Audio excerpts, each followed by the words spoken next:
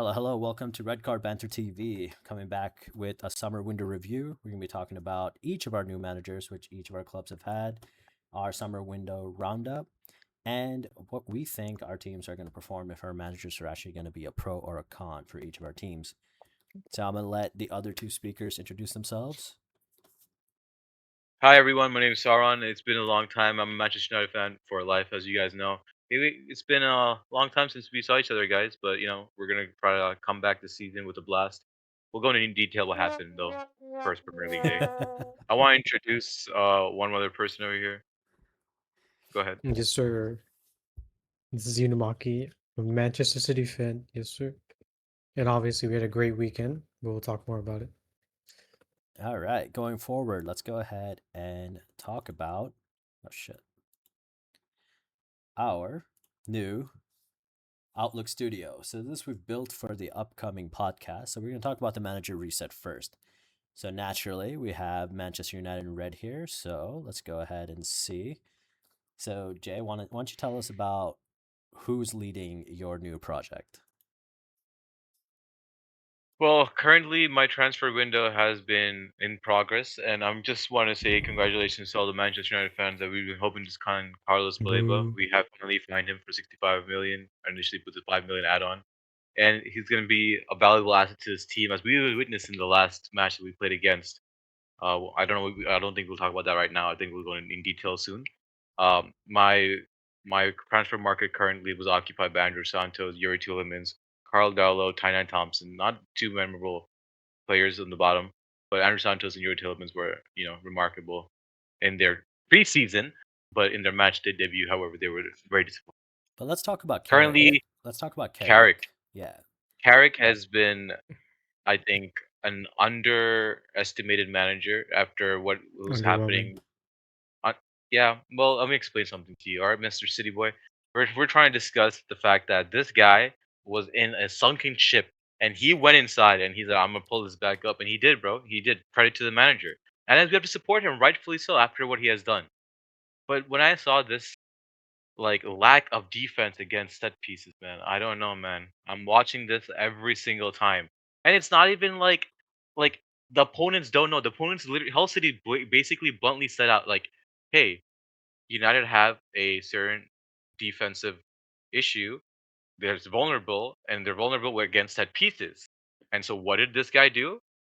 Sergey Jakorovic, sorry, I apologize if I mispronounced the names. Jakorovic said, "We found something vulnerable. Let's attack it," and it worked twice from set pieces. Sami Adiahi and Nobel Mendy, both of them.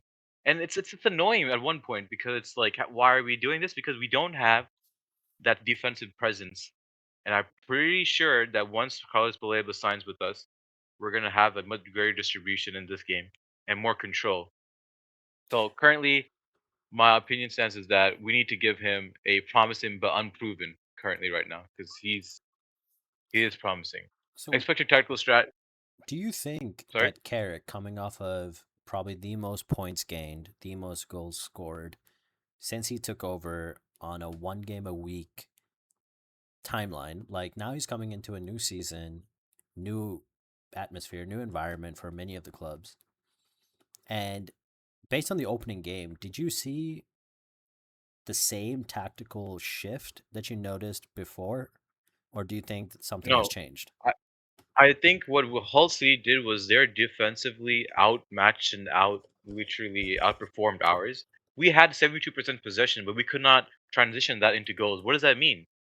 Basically, that their defense was outperforming at like a phenomenal rate.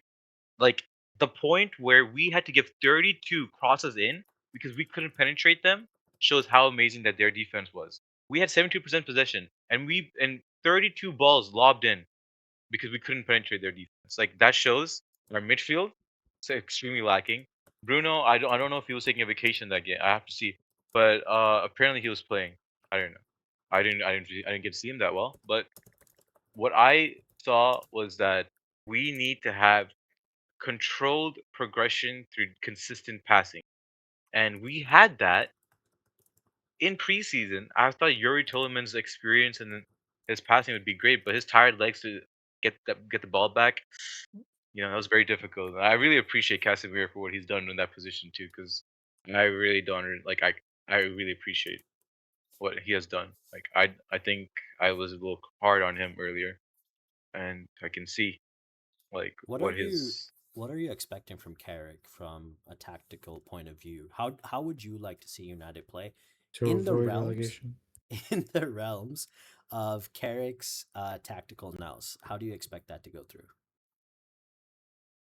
How on Carrick's tactical? Like, what would Well, you I want? What is the wanted. biggest visible change you want to see with Carrick?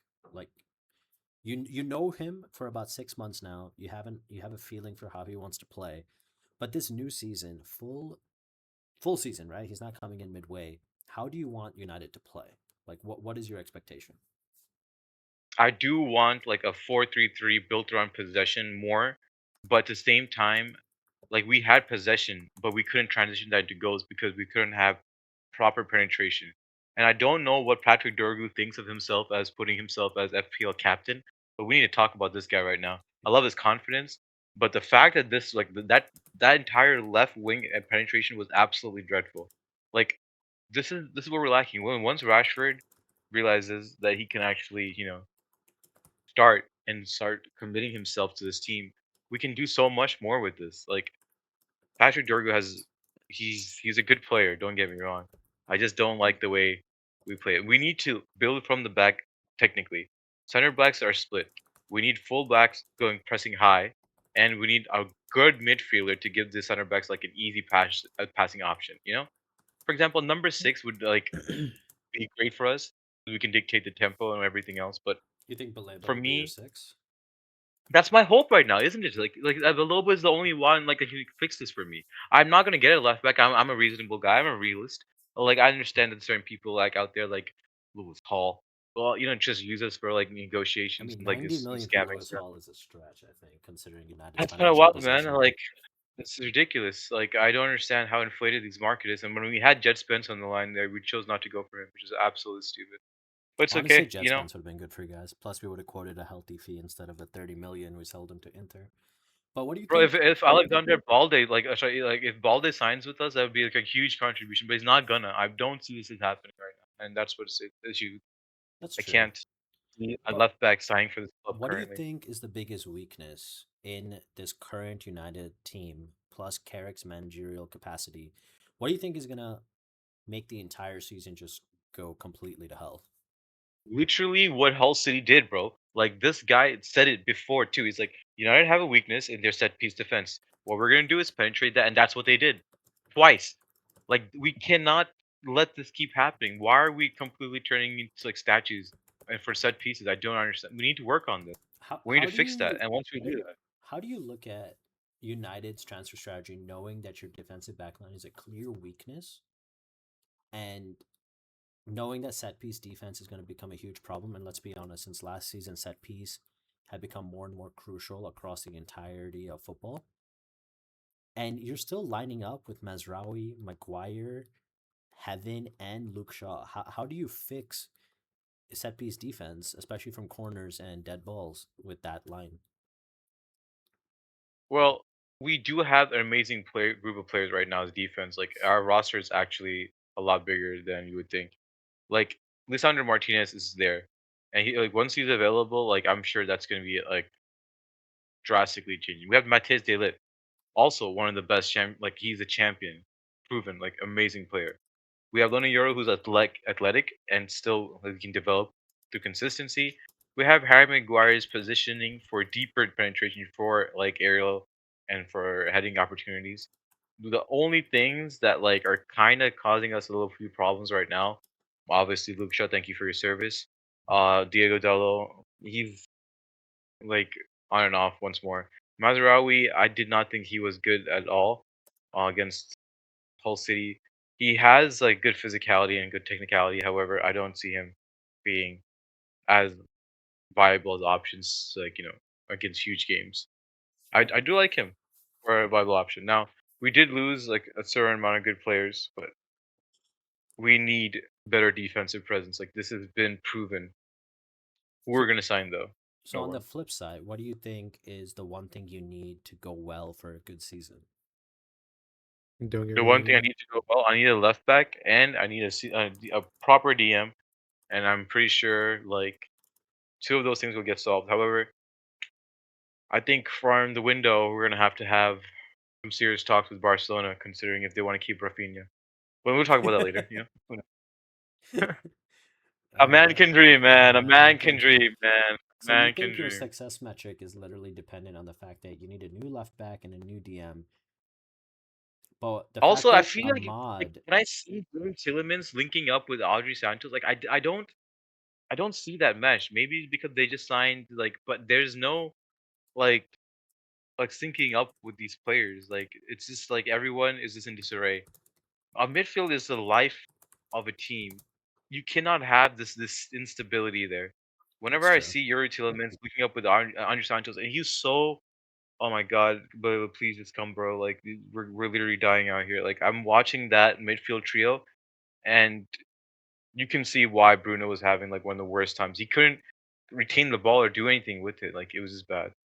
Yes, we had like an amazing like shots, like insane shots on target and whatnot. I get it, but we Mm. couldn't like convert that. Conversion rate was absolutely this Well, this this. from my point of view, when I saw the game against Hull, and I'm pretty Mm, sure Abi will agree to this, was the mm. fact that you guys were just spamming crosses because your midfield Yeah, was because we can't unable to play. connect. Yeah.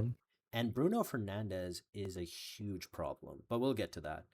Um, but I think that's something that I think every United fan might need to come to terms with is Bruno might just be on the decline.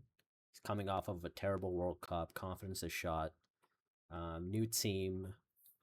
I don't know. I feel like when I saw Bruno play, it was just he was positionally unaware, kept the defense on their toes, especially an unathletic defense.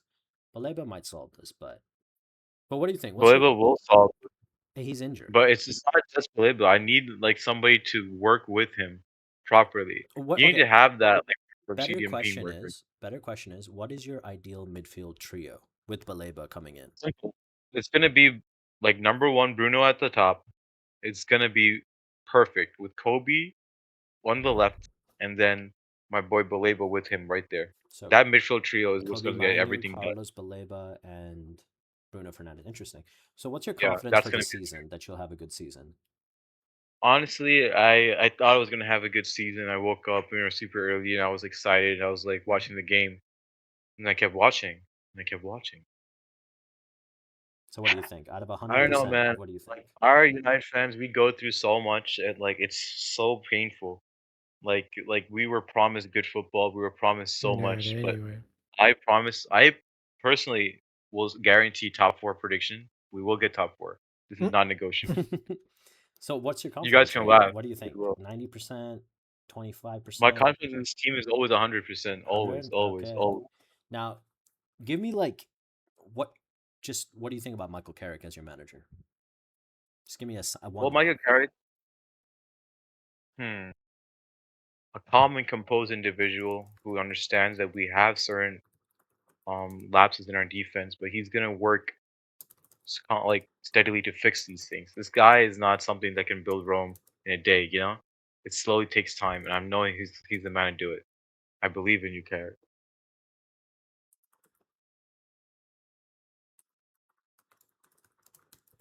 All right. I think that's pretty good for United. Let's talk about Manchester City. All right, we have Yes, Enzo sir. Maresca. All right, Abhishek, give us your thoughts.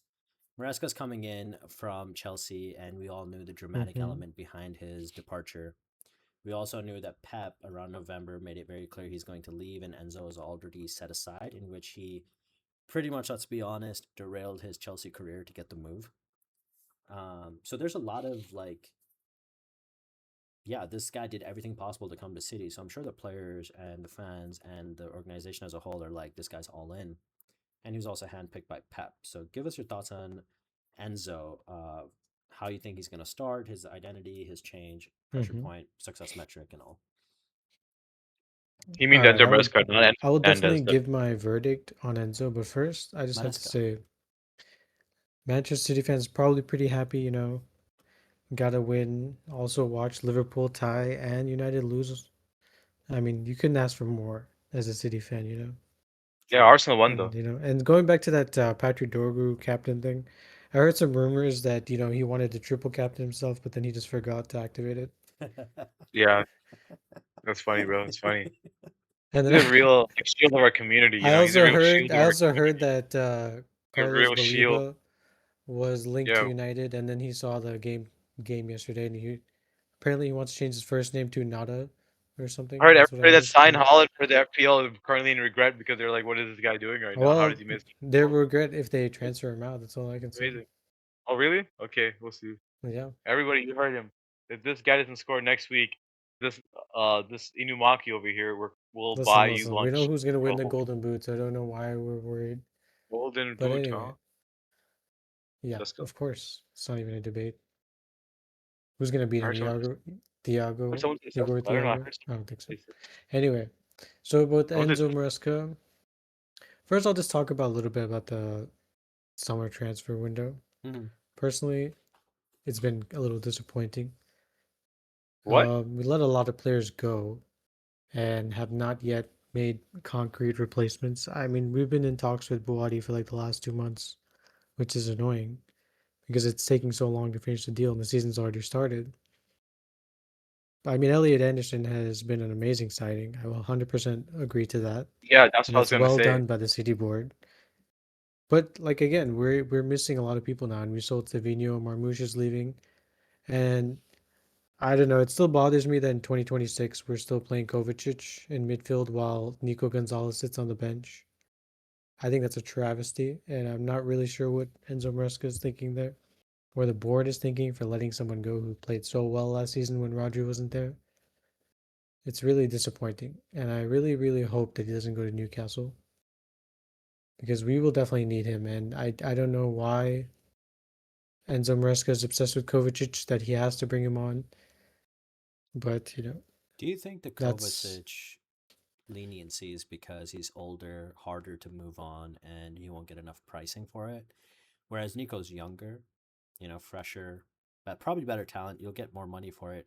But it does seem like Hugo Vienna is on a fire sale type of sailing, like selling um, situation right I now mean, with the city. it just doesn't make sense to me. Like you've sold so many players. Like you've let John Stones go, Rodri go. You've let both Savino and Omar Marmouche go.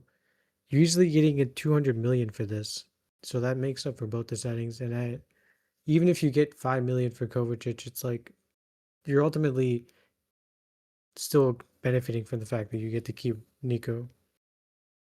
And you've won 2 trophies last season, so it doesn't really make sense to me how we've sold 200 millions worth, but we've only bought one player, and True. somehow we need to sell more.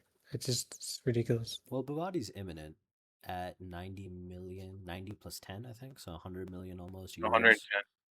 Yeah, like euros, I Right, but think. that's I mean we've already sold I think 200 million worth if Oh, I'm for not sure. mistaken. So Especially the fact that you got 145, 150 million pounds from Tottenham for Savinho and 64 for Rodri. Marmouche, and you got 60 plus million for Rodri. 50 for Definitely, and I Tihani. think we got and 50 for Tiani Reinders, who I 15 for think Tiani terrible, terrible fucking and I disappointment. And I think believe Rashford, 20 million. Stones also we got some money from him. That's Or true. maybe I'm wrong. But what do, what But do you either way, it's just weird. what do you think about like the situation with City right now? Do you think you guys need a fresh start? Do you think it's just you're gonna be pressured from day one because you are Manchester City after all? What do you think? What do you think is your judgment for Maresca Uh, and City as a whole? I mean, realistically, I don't think we should be expecting trophies Hmm. in the first season because ultimately it is a rebuild. It's a brand new coach. That too, after someone being there for 10 years, I mean, it's a big change. So would you say it's a And cautious rebuild, or do you think it's promising but unproven with Maresca? I would say promising but unproven. I would say that realistically, I think the ultimate goals at the end of the day are top four, Hmm. at least one cup final, Okay. and getting to the quarterfinals in the Champions League. I think if those three things happen, regardless of not Quarterfinals in winning any Champions trophies, League yeah, without KDB? yeah, without KDB, Oh, you mean Enzo Fernandez when you sign him? Okay, that makes sense. I think one of the I mean, we'll most see. interesting things about City this season, I think for fans everywhere, is going to be Pep had a very clear identity, right? You knew what you were going to get when you're going to play City. Slow, composed possession, never losing the ball, suffocating the opponent with 1,000 cuts, and then you have Holland just driving the dagger for the finish. But Maresca's a little different. We saw in Chelsea, we saw in the championship, Maresca plays with a whole different mindset, a whole different tactical identity, and yet the players are coming off of a very fresh Pep Guardiola era. What are you expecting City to look like for this season and forward? Well, I'm expecting them to look good attacking wise, and in the transitional phase especially. I think we're much more direct now than with when we were with Pep. Mm-hmm. And I think that's partly because of how we play the wingers and way more direct and just going forward as much as possible, really, instead of trying to kill off the opposition by passing the ball around. Mm-hmm. But also, it means less stability, which I don't like, especially defensively. And I think that's one thing I'll be very worried about this season is defensively. We how solid can we look?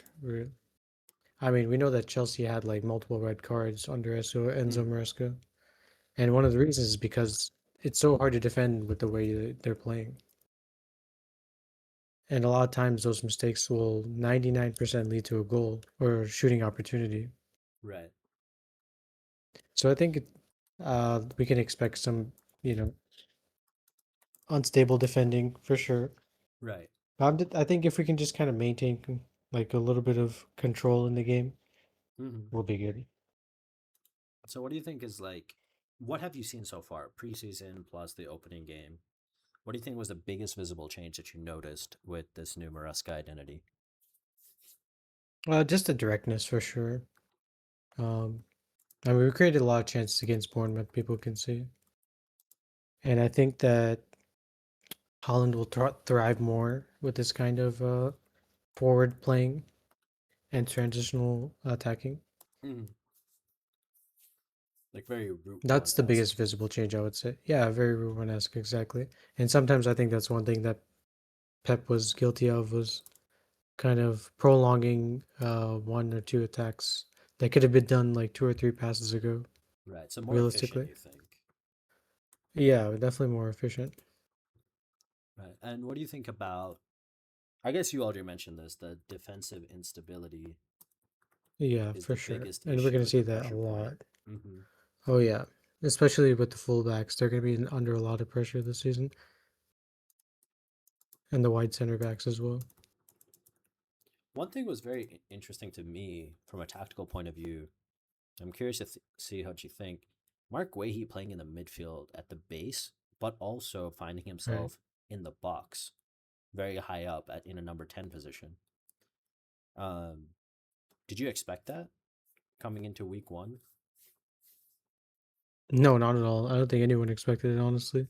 Yeah, I No think one. that inverted I CB mean, tactic was very, very interesting, I it's think.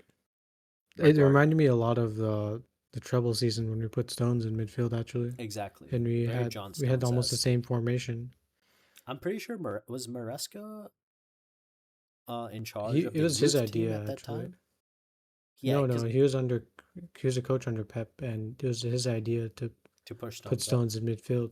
So that was a Maresca signature essentially, um, Right. with a libero, a libero CB to be pushed up. That's interesting. Liberos. Yeah, a libero in football is when the CB is allowed to push up outside of his defensive line and impact the midfield or the attack. They have full freedom. Consider it like a free roam role for the CB that you normally see with the number 10. You see I will say liberos I'm not a with Inter fan. Milan a lot. It, I'm not a huge fan of Gahey playing there because I think one, his strength is definitely in as a center back, and two, doesn't have that attacking composure. Definitely, Mhm. you could see his winning balls defensively and doing well. Right. But I feel like you just try to put Nico Gonzalez in the same position. He could provide a little more stability and attacking threat. That makes sense. Yeah. What do you think about your confidence for the season? Especially because your success metrics are top four, cup final, and quarterfinals in the CL. What do I you would say think? 70%. 70%? Yeah, All right. I think that's like a realistic because there's still high expectations of this team, even if it's the first season. But again, we're not asking for trophies, but we're just asking for competing. Mm-hmm. Exactly. So what would you say your one line managerial verdict for Maresca is? I would say that he's gonna do well at City, Mm-hmm. but he's not the final answer, and I don't see him staying longer than 3 seasons. That's interesting, especially because And I say this, yeah, yeah, sorry. yeah. Go for it. Go for it. Go for it. No, I was gonna say I just say this because one, if you look at pre-Pep era, it's not like City were struggling. They were winning the league under two different managers. Mm-hmm. But one thing definitely is that the expectations is always incredibly high, and you don't see a lot of managers apart from Pep staying more than 3 years Right. there. Mm-hmm. And I think there's a reason for that. And I think Pep is obviously, one in a million in terms of managers, so you're not gonna see that level of dominance. Of course. Yeah. So I think after 3 seasons, I don't see Maresca staying longer personally, Mm-hmm. but we'll see how it goes. Yes, that makes sense. Well, RDZ. I feel like we've seen this, right? It's a fresh start, real optimism. Spurs have clearly spent like madmen in the summer window, upwards of 400 million spent. With the net spend, especially after the Marmouche deal and the Savinho deal at 170 million. I think I think we're looking at a team that went from an 11 to a whole new fresh 11. I mean, who's actually staying behind from the original team? Mickey Van de Ven, Pedro Porro, Kinski, Udogi. Richie. Well, Marmouche is there. So, if we look at our starting 11, it's Tel, Marmouche, Savino, Kudus, Madison in the 10 until Xavi gets healthy. Tonali, Matthias Fernandez, Udogi, Van de Ven, Van Hecke, Porro, Kinski. When you look at a team that has that much of a change, it's going to take a little bit of time to settle. And I think that's what we noticed in week one against Brentford is we went up against a Keith Andrews team who's a brilliant manager, who's more settled, more in tune with his ideas.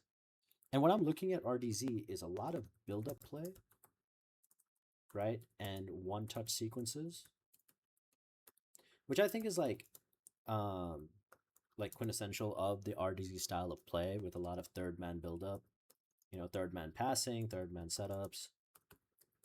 But I feel like until the team really coalesces and with the World Cup just throwing everything out of balance and a very disturbed preseason, I'm not expecting Tottenham to do really well until like mid October. I feel like that's when everything's going to click. But I'm really hoping for a possession style of play because I could not handle that Thomas Frank hoof it off and win second Hmm, ball style. That was so stupid. And yeah. it was basically an Arsenal inside man as our manager. So, but I think with Roberto De Zerbi, we'll get a lot of position, a lot of movement once it clicks. But against Brentford, we looked extremely out of place. We looked like we didn't understand how to do it under pressure, which I think will take some time. But one of the biggest changes that I noticed was um, setting up these intricate triangles around the pitch, around the midfield, and setting up Ange style build up with the goalkeeper. So Yeah, go let for me it. ask you, Mm-hmm. with regards to the game against Brentford, do you think that was more of you didn't have the right players playing, or do you think it was tactically not a good approach? I think it's a bit part two because in a De Zerbi system, the whole idea is to move the opposition out of position, right? And considering the style of play around Europe right now is to do man marking, I think that's going to become a problem and De Zerbi needs to find a solution. But let's also be honest. We didn't have most of our starting 11 for that game, right? Richie can't hold up a ball. Lucas Bergvall is still very young. Archie Gray is playing out of position at right back. Robbo is older and his legs are clearly tough, but he was one of our better players there. We had Mikey Moore, an 18-year-old, on the right wing. And we had Connor Gallagher, who's not a number 10. Which is why in the second half, once Matthias Fernandez, who wasn't match fit, came on, and Udogi came on, we had a little bit more stability. I think this game is an anomaly. We deserve to lose, and yes, the scoreline was very deserved. 3-0, maybe even 4-0 would have been more appropriate. But I think once we get the entire starting 11 together, once Mickey's in there to cover the transitions, once Poro's there to give those deep passes, Matthias Fernandez and Tonali building a partnership together, and you have Madison in the 10 just making everything tick, or Xavi once he gets back healthy. I think the system will really come to life, and I think that's when we'll really see those like very like sharp ping style RDZ Brighton Marseille level of movement. I think it'll be very tough for most teams to keep up.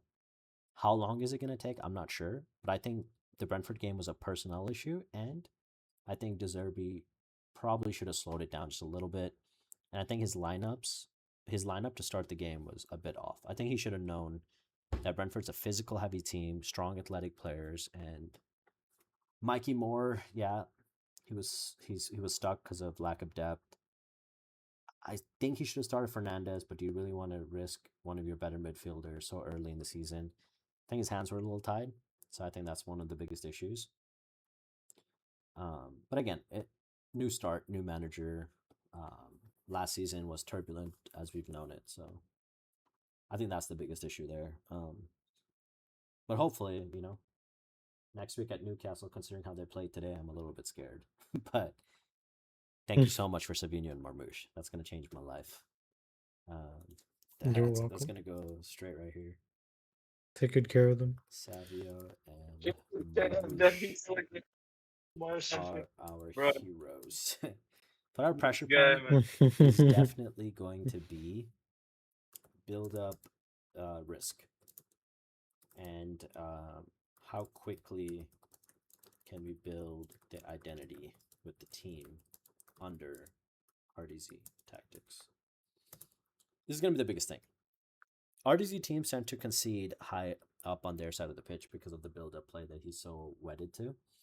And I think the identity of an RDZ team, which was expressed by Lewis Dunk back when they did an interview with him, he said it was really tough to understand what he wanted, and it took us a long time to get it, but once we did, it was electric. So I'm hoping that same thing applies here. Because RDZ made it known very clearly that last season he wasn't going to try to use his way. He just wanted the players to believe in themselves and play their game. And we survived relegation with literally the last game up until the last minute. So I think one game doesn't change anything. I think we'll have to reassess maybe like halfway through the season, but I feel like it's an anomaly and it's going to go very well. My confidence at 65%, I think is pretty accurate. And again, this all depends upon the new players that are coming in. I mean, the rumors are out about Gakpo, Savinho Marmouche. Maybe we might end up making a few more sales and get another midfielder. I don't know, but I would have loved Morgan Gibbs-White. But, we have Xavi Simons, who I really like. But my one-line managerial verdict is RDZ for the win. I just have a lot of trust in him. I have a lot of faith in him. What does that mean for the win? For the win, meaning like, not that we're gonna win anything, but RDZ is the solution. So trophyless? Yeah, that's fine. I'm okay with no trophies. I think what's a win for you then? What I want to see is like old school Tottenham fearless attack, right?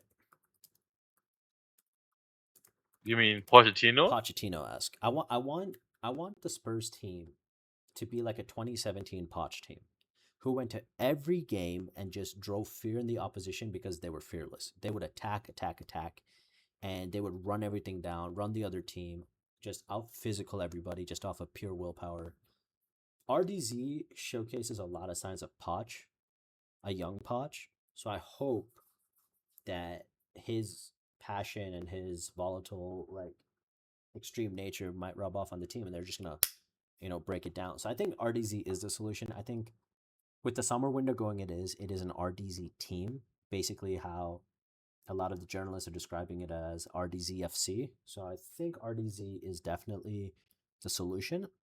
How long is it going to take before we start to see amazing performances? Which is fine because keep in mind, back to back 17th place finishes.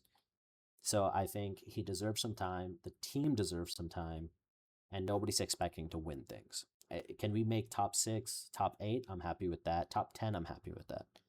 But again, Rajiv, I just wanted to talk about real quick the comparison between Mauricio Pochettino mhm, and Roberto De Zerbi. Like we have two managers that you said like kind of similar in comparison.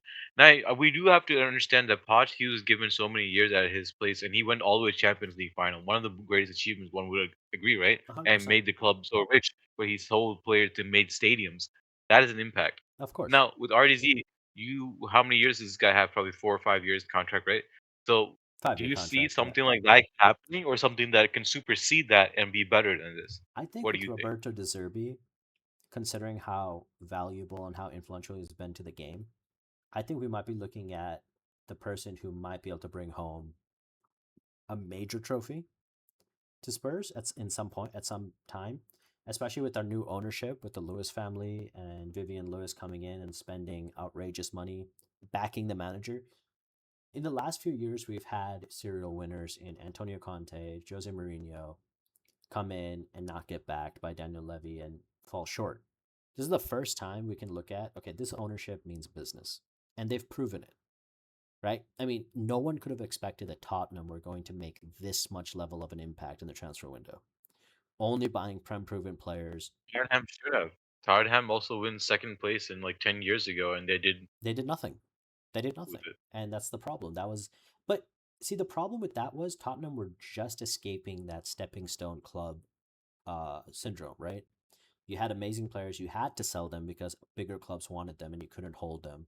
You needed to sell them to meet with the rules and you needed finances to buy other players. And Tottenham are probably the most well run organic club in the world because we have stadium revenue, multi sport complex, all the stuff that led us to be able to spend this year.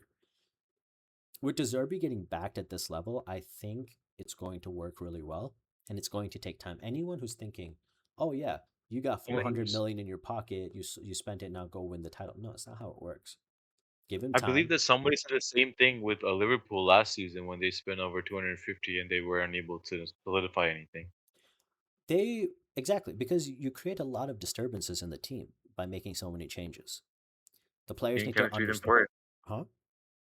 Team chemistry is very important. Team chemistry is very important. That's why teams like Hull, teams like Brentford, teams like Newcastle, who still retain most of their players, perform so well in the opening weekend because they knew each other. They knew how each Right, person they know plays. each other. Exactly. Exactly. So I think that's one of the issues that we're noticing here. Um, and I think we're going to have to see how that goes. But I want us to talk about a little bit more about the transfer window. So why don't you start us off, Jay? Talk to me about. I just no no. One last question. I just wanted to say if RDZ wins a trophy or something in the next 3 seasons, Mhm. is he better than Poch? I just want to ask. That's all I wanted. If RDZ, sorry, what? If RDZ wins a trophy in the first 3 seasons Mhm. at Tottenham, is he better than Poch? That's all I want to know. Is he better than Poch? I don't think so. Interesting. I Poch think never won a trophy ever with your the club, only reason but why I he say created generational the talent. only reason why I say that I don't think so is because um, Pochettino was consistent and he was very strong. He plays first metrics in almost everything, and he was also really good with youth players. So I think there's a lot of things here that we're gonna have to take a look at and figure out. Poch in his second year, Poch in his first year went to League Cup final. Second year was a title challenger. Third year became second in the Premier League. Like Mm, its pod just gets better and better. I don't know if RDZ's on the same standards, then impressive. They can build a team chemistry, but years and years. Anyways, the transfer window you were saying, right? yeah. What were you saying? Hmm. What were you saying about the transfer window? Oh, I was saying is why don't you start us off with the United summer transfer window? What was your expectation so far? What did you like how United approached it? Talk about your signings. What were your expectations for them, etc. One of the biggest concerns for me was like filling the shoes of Casemiro because Hmm. those are some big shoes to fill. And although we did sign Yuri Tielemans, who is currently he's a little elderly, but he's a Champion League winning team. Like I would, if I was rating him from 1 to 5, I would give him 4 stars because he's not bad. He's actually a very developed player and he has good battle IQ. Andrew Santos, he's a 22-year-old midfielder, also signed from Chelsea. I believe the fee was like, I think 50 or like something like 45, somewhere around that range. Yuri Tillemans Nothing was too. 35 release I was talking about clause. Andrew Santos. Oh, Andrew Andrew Santos. Yeah, Santos. yeah. Yeah, he's young, so it's a lot of chance for him to develop. That's why I want this guy over here because he's a long-term investment, not just squad depth. So when we add Santos and Tielemans, this is going to be more physicality and more controlled passing. This is what I wanted, like a smart, low risk return with experienced technical passing, which I Hmm. thought I was going to get. And this is in the Premier League. Yuri Tielemans has been doing that consistently, so I don't have a big problem with them. My issue was linking. Andrew Santos great. I would say 8 out of 10 in the future because he's going to be great. I have a lot of faith in this guy. Another guy is Carl Dallo. Carl Darlow, he's just like experienced goalkeeper just for to add for a team. He's so whatever, like a 6 out of 10, I guess. And obviously Tainan, your player that we signed, uh I think it's something that Tainan player. He's okay. I think nothing too crazy. Hmm. But Carlos Baleba is the reason why my transfer can be saved, my transfer window. So if we can sign him, this is like a huge boost for us, and this is what we need. Like Carlos, thank you for approving this. It's been a long time coming, and if we can sign a left back, my agents are in talk with Balde at Barcelona. See what's gonna happen. We'll see if he decides to come in. Hmm. We also have a free transfer goalkeeper from Swansea, Kit Margiston. Nothing too crazy, just kids. Hmm. Um, but yeah, the people that we did have lost us a lot. We lost Jadon Sancho, Tyrell Malacia, and Malasia. obviously Casemiro. Yeah, I've not seen that that's kid that's a since you big guys loss. signed him. It's crazy. Yeah, he's gone. Um, He's been released. is there anyone that stayed or left that you think would make a difference? No, Jadon Sancho, thank God you're gone. And nobody else. No regrets for all the people that left. Please, please leave earlier next time. So, what would you give your window That's so it. far on a scale of A plus to D? 7 out of 10. 7 out of 10. It's a B, just a B, not even a B plus. I'm not happy with the fact that we haven't signed a left back because knowing our consistent laps in it, Hmm. it's pretty bad. We really need this to be fixed as soon as possible. And Mazraoui is not it for the answer on the other side as well. So, you think your squad readiness is a 7 out of 10? Not my squad readiness. I would say my transfer window Okay. with a 7 out of What do you 10. think about My your squad squad? readiness is my squad is insanely strong. It's probably like a 9 out of 10. That's how strong it is. And I know it's capable of that. It's just that You think with that in the defensive final unit, it step, deserves a 9 out of 10? put Carlos in there right now. I guarantee you, No, we will no, be I'm talking keeping about the clean defensive, sheets. the back four.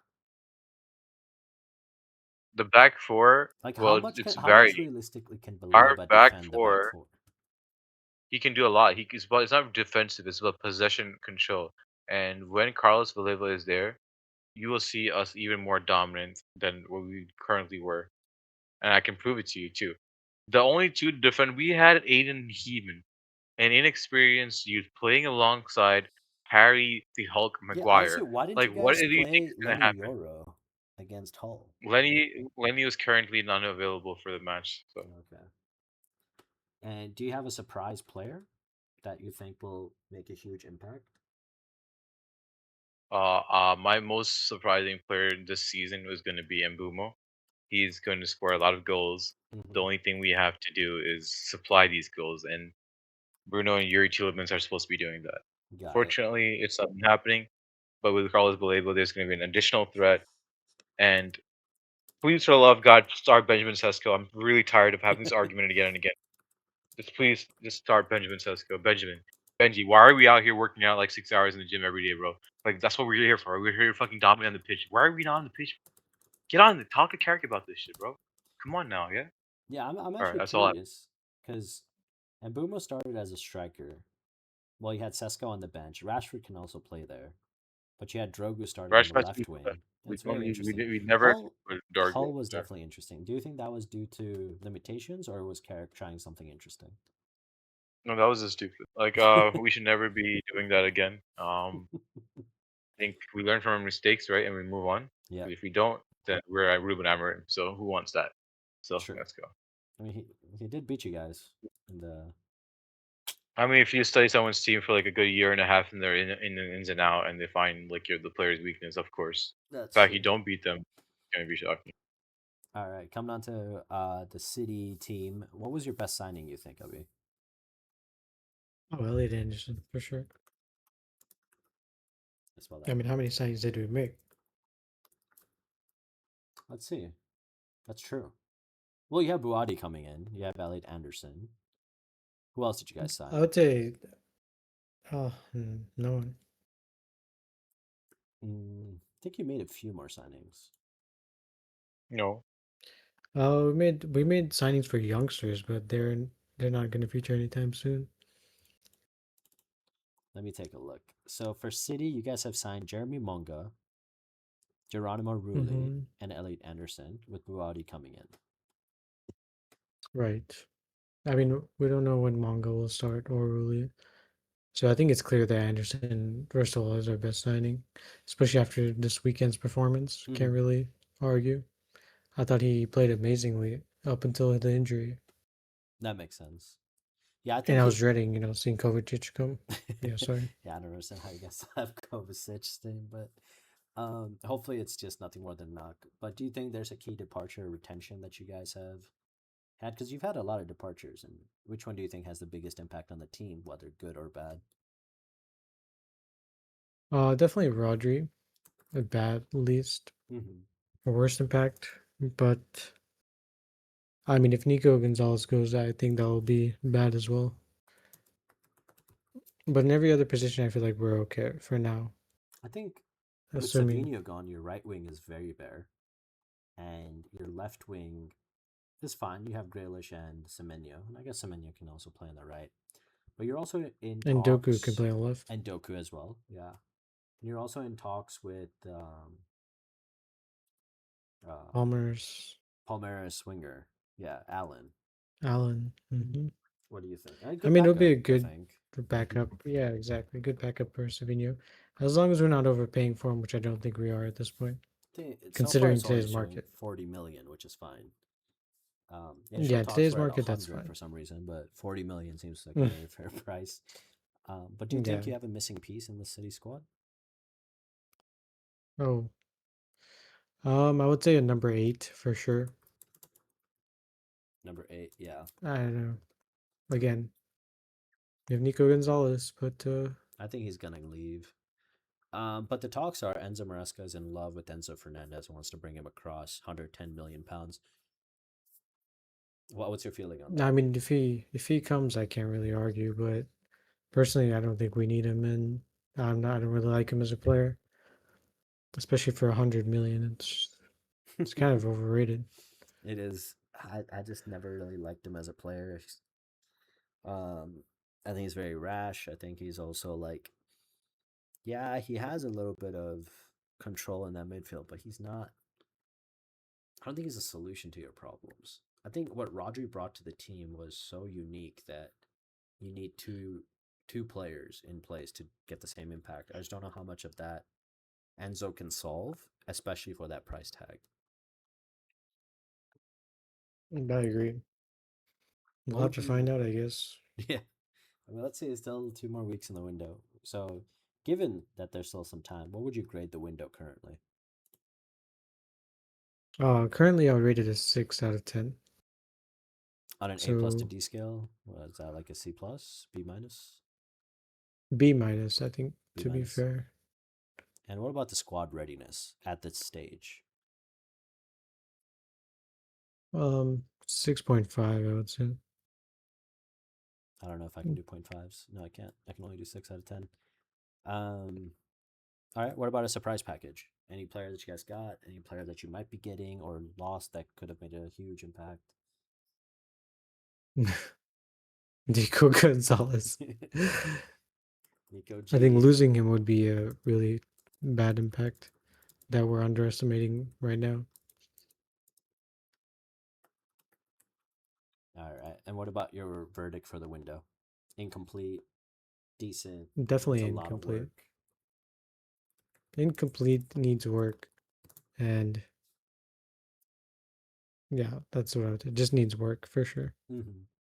Yeah, I think we're gonna see City very active in the last few weeks. Maybe we'll definitely see Bawadi come in. I think we'll see Enzo Fernandez come in, and I think we'll see a left wing come in. Would be kind of crazy if you guys went totally left field and got Rafael Leao. You know, I just don't know, like, Yeah, because he's literally getting sent to different teams, hoping they pick him up, but no one's picked him up yet. Or yeah, we'll imagine if you see. guys get Kvaratskhelia. Kvara Yeah, would be I insane. wish. I But wish, but I don't think that'll happen. for us, I think Matthias Fernandez is our best signing. I think that kid is gold. He's so good. And I'm so glad we were able to take him away from United. With all this window talk about Matthias Fernandez only wanting United and all this stuff, his dream like icon was Bruno Fernandez, etc. I did not think we would get him. And for 85 million, I think he's great. Yeah, he was relegated twice in the last 2 seasons, but good players can be in a terrible team that gets relegated. And I think Matthias Fernandez is insane. I mean, we saw how he came on the second half and just brought a lot of stability to the team. A key departure or retention that I think a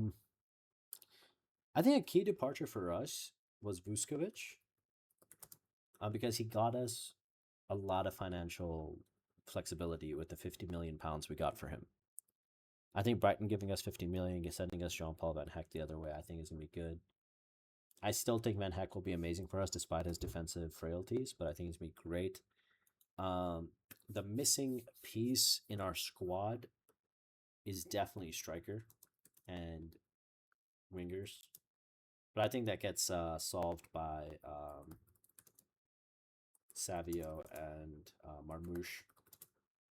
But we're still a little bare. It takes one injury and suddenly we're fielding Richie again, and we're fielding, you know, some youngster or something. Kudu's injured. Kudu's is not injured, but he's still coming off a knock. Xavi's long term injured. Kulisevsky, I don't even know what's going on with him. Madison is injury prone.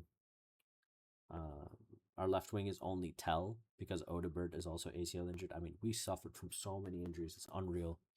But I think we solved a lot of issues this window, and I want to give this window an A plus because I don't think any other team in the history of the Prem has had a window of this caliber where they've rebuilt an entire starting 11 at such high prices. Yeah, you could argue, did we overpay and are we playing fast and loose with the wage bill? But when you spend 20 years skimping out on very big signings that could have changed our future, you do have to overpay. So that's a necessary sacrifice. Our squad readiness, especially with Savinho and Marmouche coming in, is at a 9. Right? I still think that left wing needs a player. It also depends on how many people we sell. But the surprise package, Matisse Tell. I love this kid. I think he's going to do a lot of good things this season, especially if we don't sign his left winger.